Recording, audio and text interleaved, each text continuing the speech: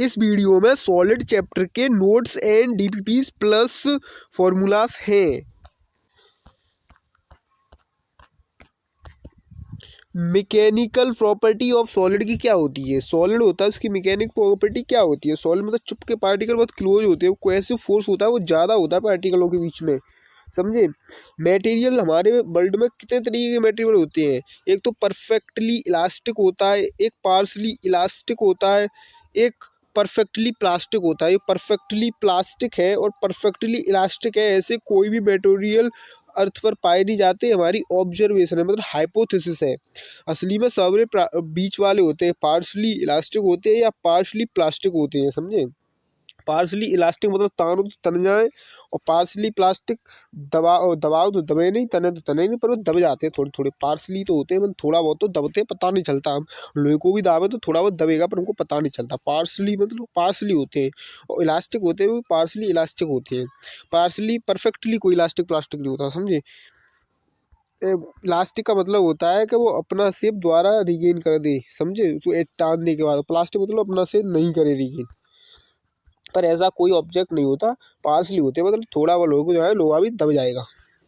उसके बाद question rigid. Rigid body क्या होती है? रिजिड बॉडी के पार्टिकल एक ही जगह पर होते हैं, उनके पार्टिकल मूव नहीं करते, कितना भी दबाओ कितना भी कुछ करो। स्ट्रेस क्या होता है? स्ट्रेस क्या होता है? जैसे हम लोहे की रॉड को खींच रहे हैं, वो उछती नहीं है पर उस पर फोर्स तो लगता है, उसे स्ट्रेस कहती है। और स्ट्रेन क्या होता है? स्ट्रेन जब हो जाता है जब वो इच जाए, दौड़ हम खींच रहे हैं वो इच जाए तो वो स्ट्रेन हो जाएगा। स्ट्रेस जैसे इधर 12 न्यूटन का फोर्स लगाया, इधर 16 न्यूटन का। स्ट्रेस का फॉर्मूला आपको पता ही होगा, रिस्टोरिंग फोर्स। जो फोर्स होता है वो रिस्टोरिंग फोर्स होता है, अपॉन एरिया, वॉल्यूम की तरह होता है। फोर्स अपॉन एरिया होता है, में रिस्टोरिंग फोर्स आ जाता है बस। और आप 12 न्यूटन इधर लगाया, 16 न्यूटन इधर लगाया, 4 न्यूटन इधर ज़्यादा है तो 12 न्यूटन तक जो रहेगा वो स्ट्रेस होगा। और उसकी ऐसा यूनिट आपको पता ही है, न्यूटन। फोर्स की न्यूटन होती है, मीटर स्क्वायर हो जाएगी। स्ट्रेन हमने एच वो इच गया, उसकी लेंथ चेंज होगी तो क्या हो जाएगा फॉर्मूला? ओरिजिनल लेंथ से पुरानी लेंथ चेंज होगी, मतलब उसमें original length change in original length upon पुरानी लेंथ। पुरानी लेंथ नीचे लिखती है, यूनिट नहीं होती इसकी, डायमेंशन नहीं होती, डायमेंशन लेस होता है। टाइप ऑफ स्ट्रेस होते हैं वो 3 प्रकार के स्ट्रेस होते हैं, टेंसाइल और इलोंगेटिव स्ट्रेस। हमने कुछ चीज़ को एचा पर हम इमेजिन कर रहे हैं वो इच जाएगी, इलोंगेट में लंबी हो जाएगी, कंप्रेशन में दबाएगा तो दब जाएगी पर वो दबती नहीं है, इसलिए इमेजिनेशन होती है। ऐसे ही जो शियर और टेंजिटियल स्ट्रेस होता है, उसमें क्या होता है, हम किसी भी फोर्स को, वो उसको टेढ़ा हो जाता है, आटा आटा टेढ़ा हो जाता है, इधर की साइड दब जाए तो आटा टेढ़ा हो जाता है। इसमें देखिए मैं कन्फ्यूजन हो जाता पागल, थीटा के आगे परपेंडिकुलर होता है। इसमें टेन का फॉर्मूला है, टेन थीटा क्या होता है? Perpendicular upon base. Pandit Badri Prasad हर हर बोले। तो मतलब थीटा के आगे क्या होता है? थीटा के आगे हमेशा, थीटा के आगे क्या होता है? थीटा के आगे बेस होता है, थीटा के आगे हमेशा परपेंडिकुलर होता है, और थीटा के आगे परपेंडिकुलर होता है। और जो 90 होती है, 90 कहाँ पर है? यहाँ पर 90 के आगे क्या होता है? हाइपोटेनियस होता है, ध्यान रखना हमेशा, भूलना मत। 90 के आगे हाइपोटेनियस, या 90 है इधर थीटा है, थीटा के आगे परपेंडिकुलर होगा हमेशा, ये ट्रिक याद रखना।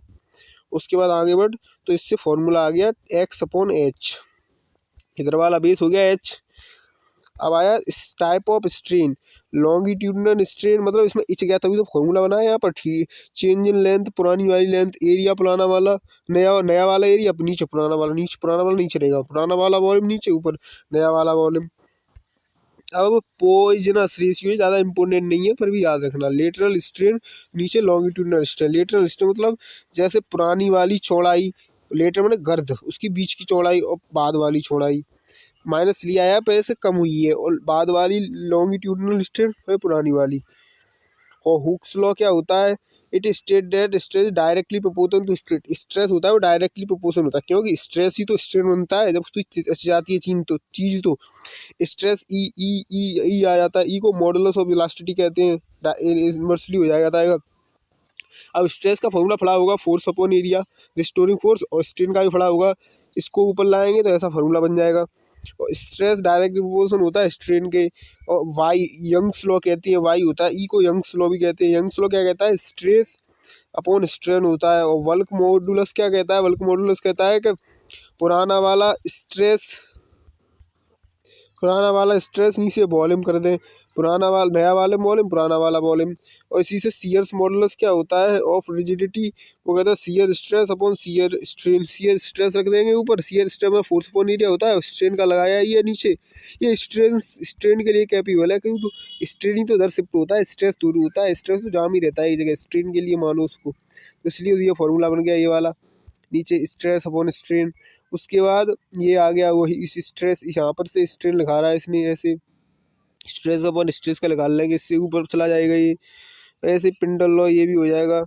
अब ये ग्राफ होता है स्ट्रेस और स्ट्रेन का, जब ऊपर से ए ओ से ए गया तब तो डायरेक्टली प्रोपोर्शन है, ए भी हो गया not directly proportion. Tick limit मतलब वो थोड़ा नीचे को झुक गया, इच गया, will not gain a back same size नहीं लेगा, अगर हम बी से सी ले जाएंगे तो दोबारा स्ट्रेस नहीं रहेगा, स्ट्रेन हो जाएगा।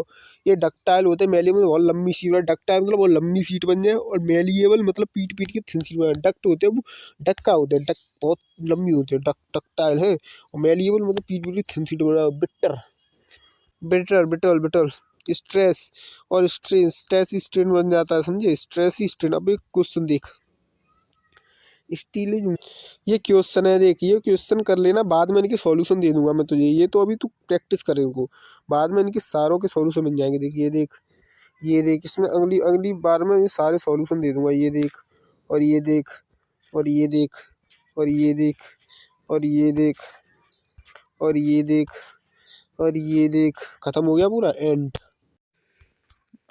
ये सॉलिड चैप्टर के क्वेश्चन से उनके आंसर्स है। स्ट्रेस का फॉर्मूला होता है फोर्स अपॉन एरिया, मतलब restoring force upon area, strain का चेंज इन लेंथ पहले वाली लेंथ, और यंग मॉडुलस का पढ़ा था, मॉडुलस ऑफ इलास्टिसिटी, ये होता है एक नया फॉर्मूला है। Change in potential energy upon volume बराबर होता है हाफ स्ट्रेस अपॉन स्ट्रेन के, इससे नए फॉर्मूले बनाए जा सकते हैं, बनाकर देखना। उसके बाद यहाँ पर पॉइजनस रेशियो खोजा गया है, बी ऑप्शन होगा इसका, क्योंकि litre state upon longitudinal strain का फॉर्मूला होता है माइनस डी अपॉन डी, और नीचे ऊपर चेंज इन एल और नीचे एल। इसके बाद ये क्वेश्चन है, इस क्वेश्चन में पहले तो रहेगा यंग्स मॉडुलस का स्ट्रेस अपॉन स्ट्रेन, उसमें क्या बताया गया है, पहले तो वही लिखा लो एफ एफ, उसके बाद एफ डबल कर दिया, सब चीज़ डबल हो जाएगी, तो फॉर्मूला बन जाएगा F L Y pi R square. इसमें लेंथ लिखानी है, तो लेंथ बाद में कितनी हो जाएगी, इसमें एरिया के हम पाई आर स्क्वायर रख सकते हैं, तो पाई आर स्क्वायर रख देंगे, तो एल कितनी डैश कितनी आ जाएगी, एल तो उतनी रहेगी, फॉर्मूला में चेक कर लेना अंदर, एल बराबर एल होती है, कितना भी लेंथ बढ़ाओ कितना भी कुछ बढ़ाओ पर एल उतनी रहती है, लेंथ भी से डबल कर दो फिर भी एल एल ही रहेगी। ये ratio of the stress upon strain ये फॉर्मूला होता है। उसके बाद यूनिट क्या होती है, force upon area, change in force upon area newton metre square होगा इसका। इसके बाद ये वाला क्वेश्चन, इसमें पहले तो लेंथ दी गई है, चेंज इन लेंथ, पहले वाली लेंथ कितनी दी गई है 2 मीटर दी गई है। उसके बाद एरिया दिया गया है, एरिया दिया है, फोर्स लगाना है, इसमें यंग मॉडुलस वाला फॉर्मूला लगा देंगे इसमें, और पर इसको मीटर को मिलीमीटर को मीटर में कन्वर्ट कर लेंगे, कैसे करते हैं अभी तुझे दिखाता हूँ, नीचे ऐसे होगा, ये देख यहाँ पर मिली सेंटी डेसी ग्राम, ग्राम की जगह ग्राम भी होता है, मीटर भी होता है, लीटर भी होता है। उसके बाद डेसी डेका, फिर हेक्टो, फिर किलो। अगर हम ऊपर जाते हैं तो मल्टीप्लाई होगा, और नीचे आ रहे हैं तो नीचे मतलब डिवाइड होता है, तो डिवाइड नीचे तो डिवाइड होता है तो डिवाइड होगा। अगर हमको लिखवा ले ऐसे 8 किलोग्राम में कितनी ग्राम होते हैं, 8 किलोग्राम कहाँ पर है, 8 किलोग्राम नीचे है, अब नीचे से ऊपर जा रहे हैं हम तो मल्टीप्लाई कर देंगे, कितने ग्राम पूछे तो 1 2 3 3 जा रहे हैं तो ऊपर ग्राम में मल्टीप्लाई कर दें। अब 18 मिलीलीटर में हेक्टो लीटर पूछे, मिलीलीटर, मिलीलीटर कहाँ पे ऊपर है, सबसे ऊपर तो नीचे तो जाना, हेक्टो कम है नीचे, तो 1 2 3 4 4 नीचे जाए तो डिवाइड कर देंगे इतने, ऐसे हो गया। अब 18 में 5 आएगा, 18 इंटू 10⁻⁻5 है। अगर हम लेफ्ट साइड में जाते हैं तो हम वैल्यू बढ़ाते हैं, और राइट साइड में जाते हैं तो वैल्यू कम करते हैं, पर इसमें -4 आया तो चलेगा, कम है, कम नहीं है, क्योंकि -4 -5 से बड़ा होता है। और कुछ इधर देख लिए, इधर पॉइंट लगाया तो वैल्यू 4 है, तो इधर पॉइंट उठाया तो वैल्यू कम हो गई, इधर देख, इधर 2.3 है इंटू 10⁻⁻4 है। अगर इसमें पॉइंट हटाया तो बड़ा किया तो बड़ा हो गया -5, -4 बड़ा है -5 से, समझो। कन्वर्ट कर लेंगे, समझे। इसे कन्वर्ट कर लेना, उसको ही आंसर आ जाएगा। नीचे इंक फॉर्मूला फॉर्मूला लगा के सो ही आंसर आ जाएगा। एंड बस कैलकुलेशन है थोड़ी सी, वो देख लेना। तो इसमें नीचे 0 से 0 कर दिया, 10 कर दिया। इसके बाद ये कि उसने इसमें एल डबल कर दी, एल डबल कर दी तो एरिया तो लेंथ तो बराबर ही रहेगी, क्योंकि एल डबल कर दो तो भी कोई दिक्कत नहीं आती। पहले वाले क्वेश्चन में तुमने देखा ही था, सबसे पहले क्वेश्चन में ऐसे ही कर देंगे। इसको कन्वर्ट करके डाइन में आंसर आएगा। हमें तो आंसर किस में चाहिए, न्यूटन में चाहिए। न्यूटन में आंसर चाहिए तो डाइन 1 न्यूटन बराबर 5 डाइन होता है, और 1 डाइन बराबर -5 न्यूटन हो जाएगा। और इंटू 10 टू पावर 6 से मल्टीप्लाई कर देंगे। यहाँ पर कर लिया है, क्योंकि 10 5 है तो 5 अगर 12 किया है, अगर हम राइट साइड में जाते तो घटाते। ये हो गया। इसमें स्ट्रेस अपॉन स्ट्रेन मॉडुलस आ जाएगा मॉडुलस वाले फॉर्मूले से। और ये वाला स्ट्रेस, इसमें नया वाला फॉर्मूला है चेंज इन पोटेंशियल एनर्जी अपने वॉल्यूम का फॉर्मूला लगा के ऐसे कर लेंगे। पहले मैं इसमें स्ट्रेस अपॉन स्ट्रेन का फॉर्मूला क्यों लगाया है, इसमें स्ट्रेस को यंग मॉडुलस दिया है इसलिए लगाया है, समझा। यंग मॉडुलस है इसमें। उसके बाद ये वाला, इसमें ये वाला फॉर्मूला है ½ kx² upon ½ kx into x. ये फॉर्मूला लग जाएगा। कैसे लग जाएगा, 5 kg का है, 5 kg का 3 kg एक्सटेंड हो गया। पहले 5 kg का नहीं एक्सटेंड हो गया, तो इसमें एक्स रख देंगे। 5 kg की जगह एक्स रख देंगे, 5 और 15 फिर उससे कर देंगे, समझा। क्योंकि इसे यहाँ पर देख सकता है, यहाँ पर ये ऐसे हुआ है, क्योंकि ये इतना था, इसमें एक्सटेंड हो गया तो इतना हो जाएगा। ग्रेविटी भी लगा देंगे और ऐसे करके, क्योंकि हाँ पहले इतना था फिर इतना हो गया, इतना और इतना हो गया, फिर इतना इतना हो गया। इसमें फोर्स का फॉर्मूला के एक्स होता है, ये बताइए तुझे। ये ½ kx² ये होता नहीं फॉर्मूला उसका। और हाफ स्ट्रेस अपॉन स्ट्रेन से हम हाफ नीचे एरिया होता है वॉल्यूम का, एरिया अपॉन लेंथ, तो ये फॉर्मूला लगा के इसे इतना फॉर्मूला बना सकते हैं। और इससे हम ये भी बना सकते हैं, क्योंकि फोर्स की हम के एक्स रख सकते हैं, क्योंकि एक्स होता है फोर्स का, फिर उसका डेल्टा एल की एक्स लिख सकते हैं।